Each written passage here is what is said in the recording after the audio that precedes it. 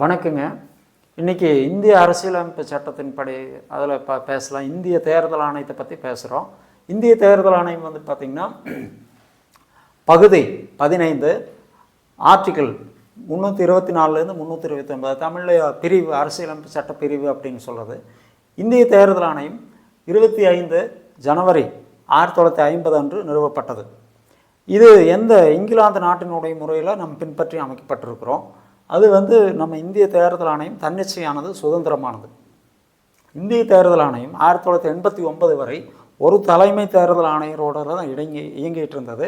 அது அக்டோபர் 1 1993 அன்றிலிருந்து ஒரு தலைமை தேர்தல் ஆணையர், அவருக்கு இணையான 2 ஆணையர்கள் சேர்ந்து 3 ஆணையர்கள் கொண்ட ஒரு அமைப்பாக இயங்கிட்டு இருக்கு.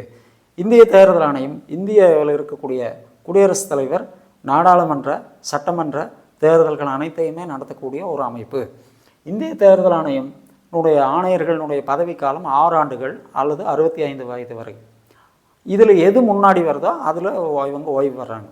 இந்திய தேர்தல் ஆணையத்தினுடைய ஆணையர்களை நியமிப்பவர் இந்திய குடியரசுத் தலைவர் அவர்களால். இந்திய தேர்தல் தேசிய வாக்காளர் நாள் என்று அழைக்கப்படுகிறது.